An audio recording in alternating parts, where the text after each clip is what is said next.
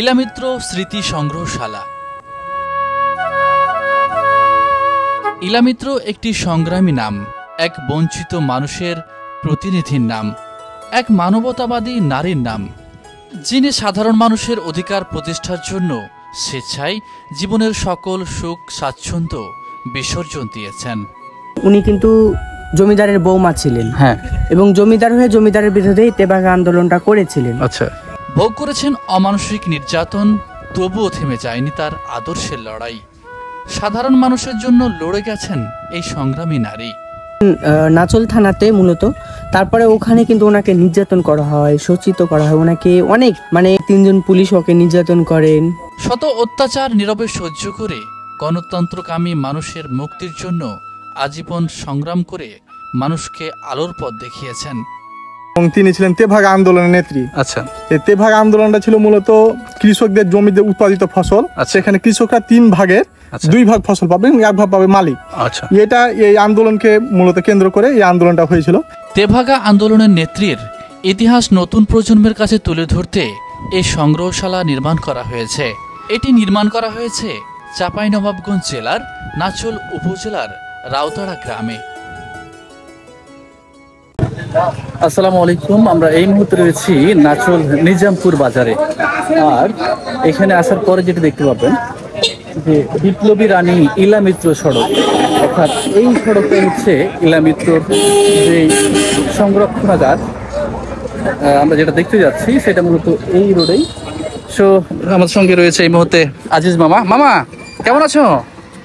এই যে কেমন গাড়ি যে মামিলা? কেমন গাড়ি কইছো না? ট্রাকের মতো লাগছে নাকি?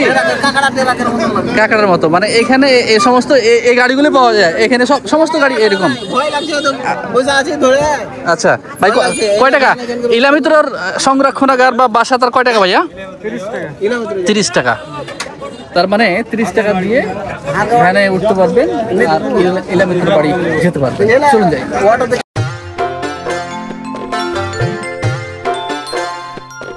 নাচল নিজামপুর বাজার থেকে জনপ্রতি 30 টাকা ভ্যান ভাড়া নিয়ে রওনা দিলাম ইলামিত্র সংগ্রহশালার উদ্দেশ্যে।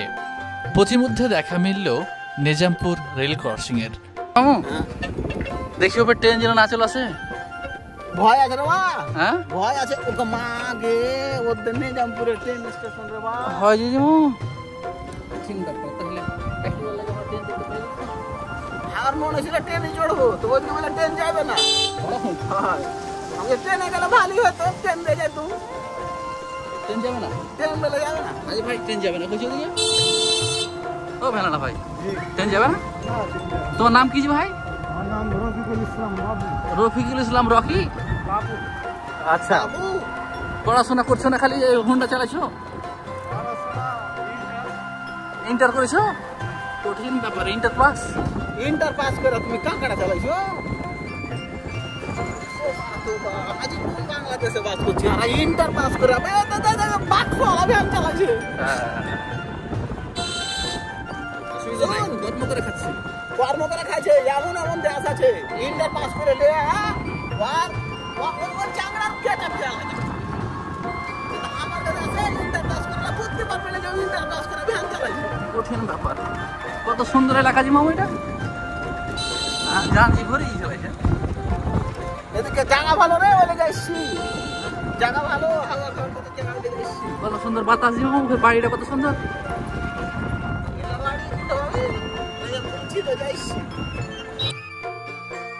আঁকাবাঁকা গ্রামীণ জনপদ, সবুজে ঘেরা বিস্তীর্ণ ফসলের মাঠ পেরিয়ে গ্রামের ভিতর প্রবেশ করলে দেখা মিলবে এরকম দৃষ্টিনন্দ দোতলা মাটির বাড়ির।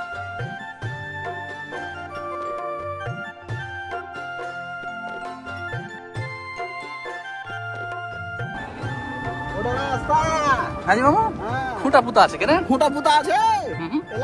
এলা যে ইলামিত্র বাড়ি নাই, ওটা বাড়ি করার উদ্দেশ্যে এলা করেছে, প্লট করে 1000 টাকার বাড়ি বিক্রি করবে। প্রাইমারি বিদ্যালয় পার হয়ে দেখা মিলবে একটি সরু হিয়ারিং রাস্তার। সেই রাস্তা ধরেই যেতে হবে প্রায় 2.5 কিলোমিটার। ইলামিত্রর সংগ্রহশালাকে কেন্দ্র করেই মূলত এই রাস্তায় ইট বিছানো হয়েছে।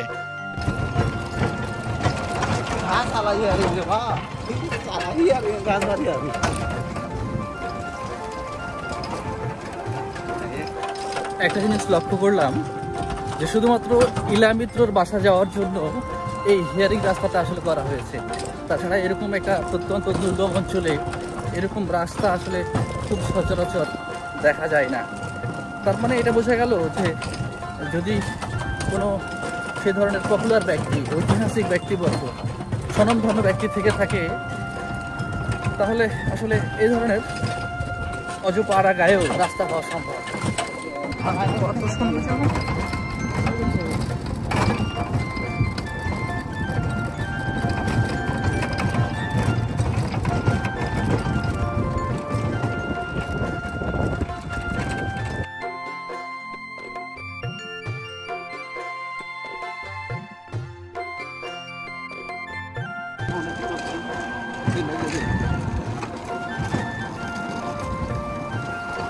আসসালামু আলাইকুম। ঘাস কাটে নিয়ে আসলেন কি বাপ্পাটা? মাশাআল্লাহ মাশাআল্লাহ মাশাআল্লাহ। হাজি মামু এদিকে ঘাস কাটে? ঘাস কাটা মানে এলে গ্রাম অঞ্চল। আচ্ছা, একটা ধনী মানুষ ছিল যে ইলামিত্র বানাইছে। আচ্ছা, বলে কি রাস্তাটা আছে না, তারা কাদাতে ডুবি মরতো। ইলামিত্র তো সংগ্রহশালা এটা সরকার বানিয়েছে। সরকার মানুষের কথা বলি, তবে এরা জমিদার বংশ ছিল কিন্তু। বলে কি তো হয়েছে না, তাহলে তো কাদাতে ডুবতো। আর বর্ষার দিনে হাঁটা যেত না কাদাতে, ধান নিয়ে আইনি হাঁটা। মামু বৃষ্টি কিন্তু শুরু হতে লেগেছে।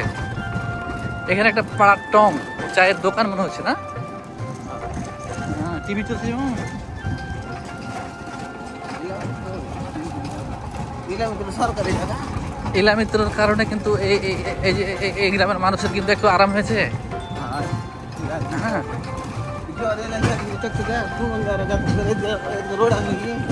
কয়েকশো মিটার দূর থেকেই দেখা মিলবে মাটির তৈরি দৃষ্টিনন্দন একটি দোতলা বাড়ির। হাজি মামু আর কত দূর? অর্ধকালে টুকটুক করে দেখা যাচ্ছে, তাই না? এই তো আর অল্প, হয়তো 1 মিটার সর্বোচ্চ। আর কাছে গেলেই দেখা যাবে ইলামিত্র স্মৃতি সংগ্রহশালার প্রধান ফটক। ফাইনালি আমরা চলে এসেছি ইলামিত্র সংগ্রহশালার সামনে। আমার ঠিক পিছনেই ইলামিত্র সংগ্রহশালা। চলুন একটু ঘুরে দেখা যাবে। হাজি মামু কোনটা এসছো? ইলামিত্র বাপজার নাম শুনেছি আর আগে?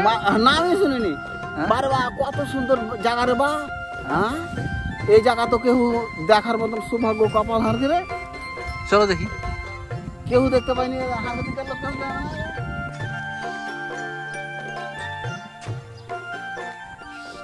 তেভাগা আন্দোলনের নেত্রী এই কিন্তু ইলামিত্র। ইলামিত্রর ইতিহাস পড়ে যেটি বোঝা যায়, সে সময় খেটে খাওয়া দিনমজুর কৃষক শ্রমিকের পক্ষে কিন্তু এই যে ইলামিত্র, তিনি কিন্তু আন্দোলন গড়ে তোলেন। এর অনেক ইতিহাস রয়েছে। চলুন বাড়িটি আপনাদের দেখাই এবং এর ইতিহাসগুলো জানার চেষ্টা করি। যশোরের বাগুটিয়া গ্রামে ইলামিত্রর আদিনিবাস হলেও চাঁপাইনবাবগঞ্জের ইতিহাসে জড়িয়ে আছে তার নাম। কলকাতা থেকে লেখাপড়া শেষ করে তিনি 1945 খ্রিস্টাব্দে চাঁপাইনবাবগঞ্জের সদর উপজেলার রামচন্দ্রপুর গ্রামে আসেন রমেন মিত্রর বধূ হিসেবে। 1947 থেকে 50 খ্রিস্টাব্দে নাচলে অনুষ্ঠিত তেভাগা আন্দোলনে তিনি নেতৃত্ব দেন। এজন্য আজও তার কথা মনে রেখেছে সেখানকার আবাল বৃদ্ধ বনিতা।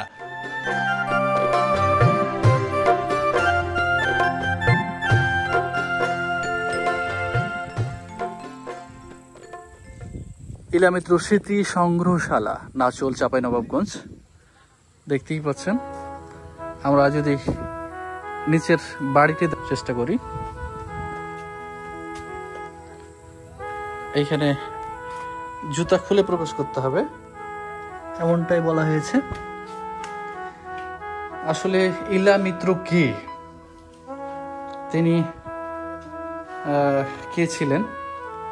বিধানসভা ভবন, কলকাতা। এটি যেহেতু ইলামিত্র সংগ্রহশালা ভবন, তার সে সময়ের যে স্মৃতি চিহ্ন, যে সমস্ত ছবিগুলো রয়েছে, রমেন মিত্র, ইলা মিত্র পাচ্ছেন। এটা হচ্ছে রাজশাহী জজ কোর্টের রেকর্ড রুমে রক্ষিত নাচল হত্যা মামলার ফাইল। কেসের বাড়িতে নাতনির সাথে ইলা মিত্র, একমাত্র পুত্র রিতেন মিত্রের সাথে ইলা মিত্র। তার বিভিন্ন সময়ের বিভিন্ন ছবিগুলো, বিধানসভা ভবন কলকাতার এই ছবিটি মূলত। তা ইলা মিত্রের শয্যা পাশে 2002 সালে, তার মানে দেখতেই পাচ্ছেন শেষ বয়সে ওনার নিজ বাড়িতে। এটা ইলা মিত্র, কলকাতায় ইলা মিত্র ও রমেন মিত্র। এইখান থেকে বের হই আরো, যেহেতু দোতলা এই বাসাটি, এই সংগ্রহশালাটা মূলত দুইতলা বিশিষ্ট। এখানে আরো একটি রুম রয়েছে, আরো একটি ঘর রয়েছে। এইখানে একটু যাওয়ার চেষ্টা করি আমরা। এখানেও ঠিক একই রকম, এটা হচ্ছে স্মারক গ্রন্থ, এগুলো সব ইলা মিত্রের। বাংলাদেশের স্বাধীনতা যুদ্ধের দলিল পত্র। ইলা মিত্রর সন্তান নরেন্দ্রনাথ মিত্র, মোহন মিত্র। এখানে ইলা মিত্র স্মৃতি সংগ্রহশালার উদ্বোধন যিনি করেছিলেন দেখতেই পাচ্ছেন, জনাব মাহবুব হোসেন, মন্ত্রী পরিষদের সচিব। পরিকল্পনা ও বাস্তবায়ন হচ্ছে মোহাম্মদ AKM গালিব খান, জেলা প্রশাসক, চাঁপাইনবাবগঞ্জ। হ্যাঁ, 17 ফেব্রুয়ারি 2024 মূলত এটার উদ্বোধন হয়েছে। এটা হচ্ছে ইলা মিত্র। কতদিন আগে আসছেন আপনি এলাকায়? আমি আসছি 2021 সালে। 21-এ এসে 21-22 সেট পাননি? না, এখানে কিছু ছিল না। আমরা ওই বাগানটা আমাদের ছিল। আচ্ছা, আমি এখানে কয়েকবার এসেছি, কিন্তু এটা জঙ্গল ছিল।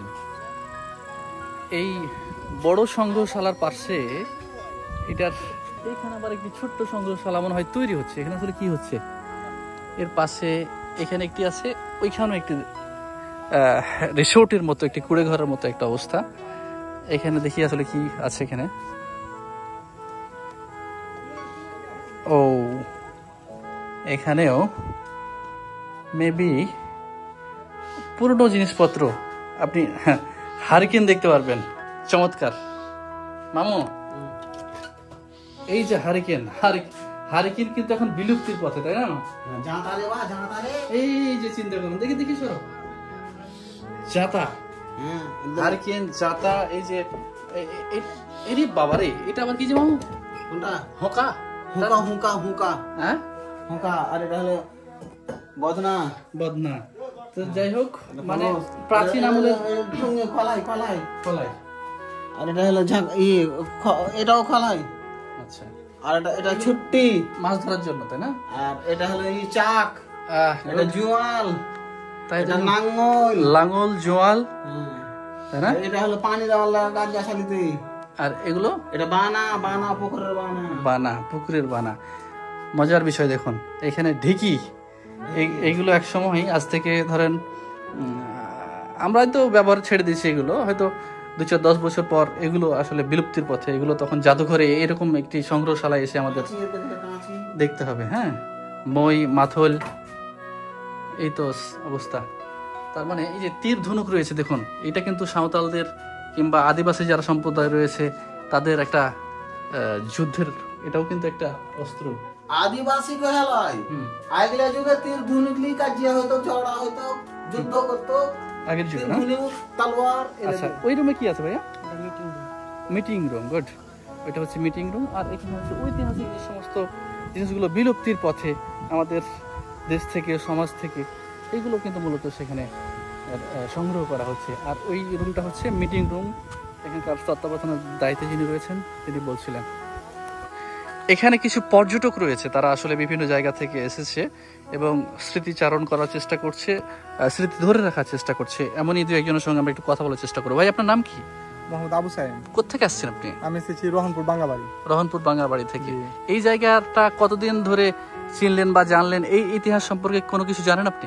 এই ইতিহাস বলতে আমি এটা অনেক আগে থেকে জানি যে এখানে ইলামিত্র স্মৃতি সংগ্রহশালা আছে। আচ্ছা এবং তিনি ছিলেন তেভাগা আন্দোলনের নেত্রী। আচ্ছা এই তেভাগা আন্দোলনটা ছিল মূলত কৃষকদের জমিতে উৎপাদিত ফসল, সেখানে কৃষকরা 3 ভাগের 2 ভাগ ফসল পাবে এবং 1 ভাগ পাবে মালিক। আচ্ছা এটা এই আন্দোলনকে মূলত কেন্দ্র করে এই আন্দোলনটা হয়েছিল এবং এখানে একজন নারী আন্দোলন কর্মী ছিলেন ইলামিত্র এবং তিনার নাম অনুসারে বাড়িঘরটা তৈরি করা হয়েছে এবং এটাকে ইলামিত্র স্মৃতি সংগ্রহশালা করা হয়েছে। চমৎকার চমৎকার চমৎকার চমৎকার। ভাই আপনি কিছু জানেন?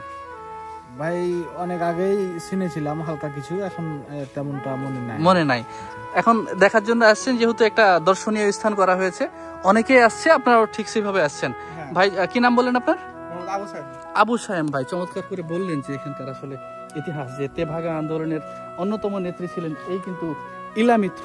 আর এই ইলামিত্র যেহেতু মারা গেছেন, তার স্মৃতি ধরে রাখার জন্য, তার যে সমস্ত সংগ্রহ স্মৃতি রয়েছে সেগুলো মূলত সংগ্রহ করে রাখার জন্য এখানে একটি সংগ্রহশালা তৈরি করা হয়েছে। আমরা একটু কথা বলবো এখানকার তত্ত্বাবধানের দায়িত্বে যিনি রয়েছেন। ভাই আপনার নাম কি? মোহাম্মদ জাফর ইকবাল। জাফর ইকবাল ভাই, চমৎকার একটি নাম। এই বোতামটা একটু লাগাই দেন। যাই হোক, এত সুন্দর একটি পরিবেশ আপনি রক্ষণাবেক্ষণ করছেন, দেখে শুনে রাখছেন। প্রতিদিন আসলে এই জায়গায় কিরকম মানুষ আসে? প্রতিদিনই লোকজন ভালোই আসে, শুক্র শনিবার একটু বেশি। আচ্ছা, এখন বেশিরভাগ রবিবারে লোক হচ্ছে। রবিবারে লোক হচ্ছে। আচ্ছা, দেশের বিভিন্ন প্রান্ত থেকে আসছে না এই জায়গার ইতিহাস? তাও দেখতে এসেছিল আমাদের এখানে 2টা জার্মান থেকে। জি, গুড। আচ্ছা, এই যে ইলামিত্র সংগ্রহশালা এত সুন্দর করে এখানে বানানো হয়েছে, এইটা আসলে এখানে কেন হলো? এই জায়গার বিশেষত্বটা আসলে কি? এখানে ইলামিত্রর শ্বশুর বাড়ি হচ্ছে রামচন্দ্রপুর।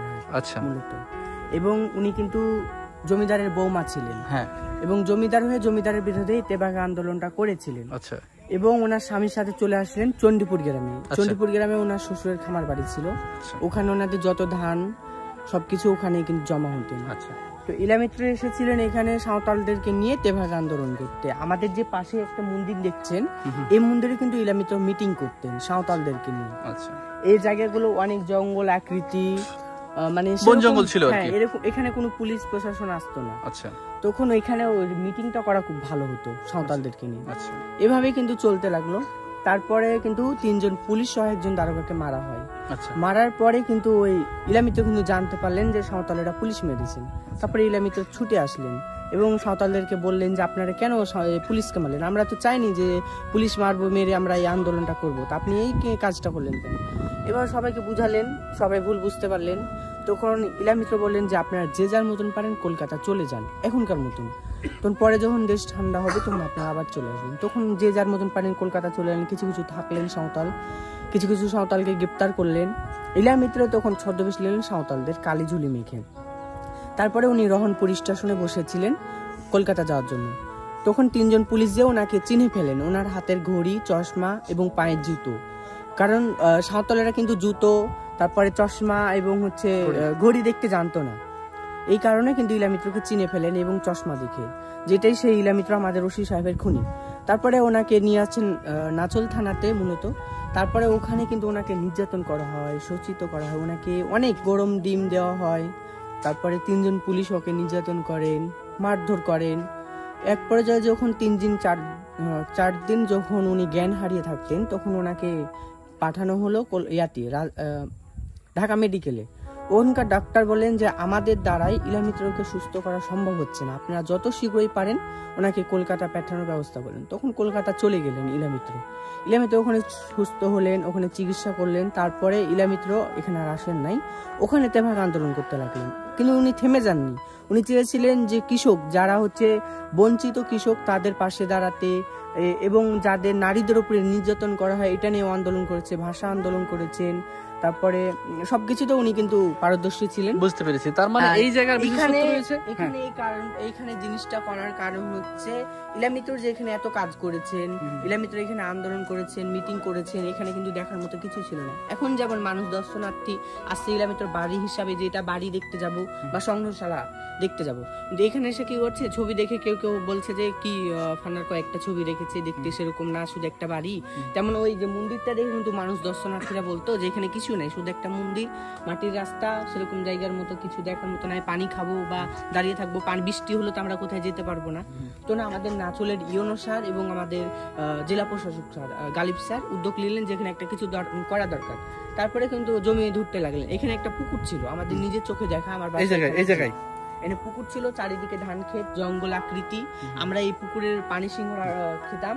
তারপরে কিন্তু আমাদের জেলা প্রশাসক এই পুকুরটা ভরাট করলেন। ভরাট করার পরে কিন্তু এই সংগ্রহশালাটা তৈরি করলেন যেন আমাদের যে নতুন প্রজন্মের বাচ্চারা আছে এবং যারা তারা যেন ইতিহাসে জানতে পারেন যে ইলামিত্র কি ছিল। আমরা ইলামিত্রকে মূলত বইয়ে পড়েছি এবং বাচ্চাদের মুখে শুনেছি, আমরা বাস্তবে কিন্তু ইলামিত্রকে দেখি নাই। এই কারণে এই সংগ্রহশালাটা তৈরি করা হয়েছে। ইলামিত্র যত কিছু সাংস্কৃতিক জিনিস ছিল বা ইলামিত্র কি কিনে আন্দোলন করত, যেমন নাঙ্গল, মই, জোয়াল আগের যুগে মানুষরা ব্যবহার করতো। এখনকার মানুষ কিন্তু এগুলো বাচ্চারা জানে না যে নাঙ্গল, মই, জোয়াল কি করতো। তেমনি এখানে বিভিন্ন রকমের জিনিস এখানে রেহাই পাবে।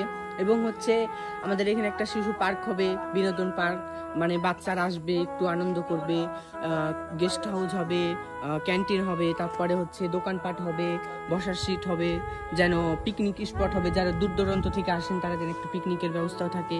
আমাদের এখানে সবকিছু ধরেন যে ফ্রি, এখানে কোনো মানে ইয়া লাগে না, টাকা পয়সা লাগে না। এবং আমাদের জেলা প্রশাসক স্যার, আমাদের নাচলের ইউনো স্যার অনেক বড় একটা উদ্যোগ নিয়েছেন যেন আমাদের এই রাউতারা গ্রামটা উজ্জ্বল হয়, আমাদের এই পাড়াটা উজ্জ্বল হয়। যেমন এই কিন্তু এই মন্দিরটা এবং আমাদের ইলামিত্রর কারণেই কিন্তু আমাদের মূলত এই রাস্তাটা হয়েছে এবং নিজামপুরের যে রাস্তাটা দেখছেন আমাদের এই ইলামিত্র সংগ্রহশালার কারণেই কিন্তু এই জিনিসটা হয়েছে। এবং আশা করছি যে আরো এগিয়ে যাবে এবং এটা আরো ভালো হবে। আমাদের স্যারে যেটা বলেছেন যে এটা অনেক কিছু চেঞ্জ করে দিবেন, যেন দূর দূরান্ত থেকে যারা দর্শনার্থী আসেন, যেমন ইন্ডিয়া থেকে তাও লোকজন আসেন, ওনাদের ইলামিত্র প্রতিবেশী তাও এসেছিলেন এখানে এবং উনি অনেক খুশি হয়েছে যে এখানে একটা সংগ্রহশালা তৈরি হয়েছে।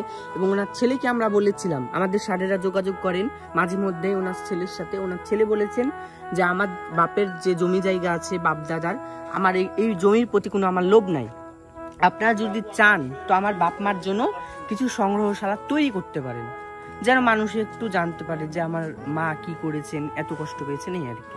চলেন আমরা একটু ভিতরে দেখবো, আপনার দেখার মতো এই ইতিহাস সম্পর্কে কিছু রয়েছে কিনা সংগ্রহশালায়, সেই সংগ্রহগুলো আমরা একটু দেখানোর চেষ্টা করব। একটু উপরতলা যাই, আসেন। আমরা একটু উপরে যাওয়ার চেষ্টা করব এবং এই সংগ্রহশালায় মূলত কি কি রয়েছে আমরা একটু ভিতরটা ঘুরে দেখব এবং এই সম্পর্কে একটু জানার চেষ্টা করবো। আসুন,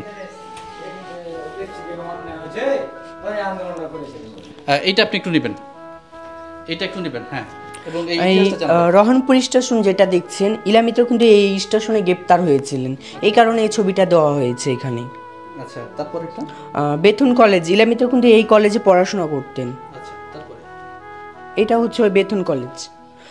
ইলামিত্র 1935 সালে কিন্তু উনি অনেক খেলাধুলাতে পারদর্শী ছিলেন, হকি বল, ব্যাডমিন্টন, সাঁতার, তারপরে ক্রিকেট, নাচ গান ইত্যাদি অনেক কিছুতে উনি পারদর্শী ছিলেন। এটা শিশুকালের ছবি? জি, এটা হচ্ছে 1935 সালের ছবি। 1935 এটা হচ্ছে মস্কো কমিউনিস্ট পার্টির সদস্যের সাথে, ইলামিত্রর হাজবেন্ড ছিল কমিউনিস্ট পার্টির লিডার।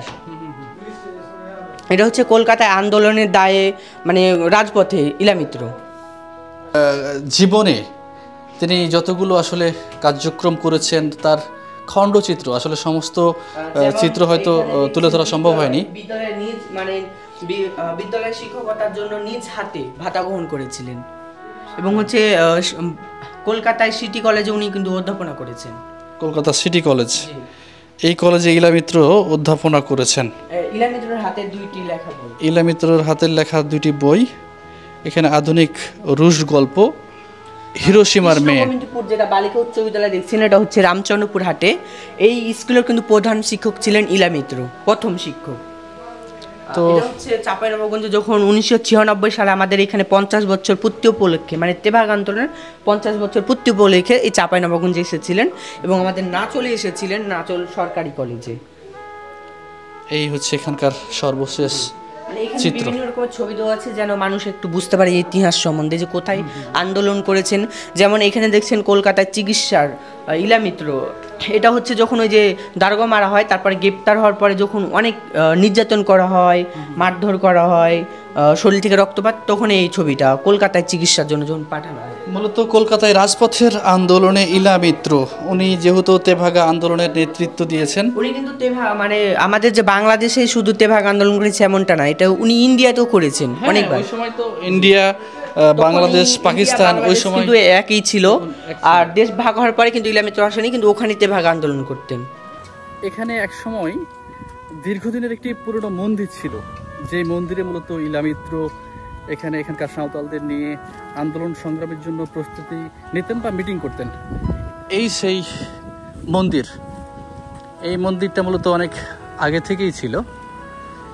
এর ফলে দর্শনার্থীরা যখন এখানে আসতো তখন শুধু এই মন্দিরটি মূলত তারা দেখতে পেত। ইতিহাসটা গোটা লেখা আছে রে মা। এই সেই পুরনো মন্দির, এখন সেটি দরজা বন্ধ রয়েছে। আর এই মন্দিরের পরেই মূলত এই যে আপনার ইলা মিত্র সংগ্রহশালা। সো এই ছিল নাচলের ইলা মিত্র সংগ্রহশালা থেকে সর্বশেষ চিত্র। ভিডিওটি কেমন লাগলো আপনাদের? যদি এই ধরনের ভিডিও আরও দেখতে চান অবশ্যই কমেন্ট করে জানাবেন, আর ভিডিওটি ভালো লাগলে অবশ্যই শেয়ার করে দেবেন। আল্লাহ হাফেজ।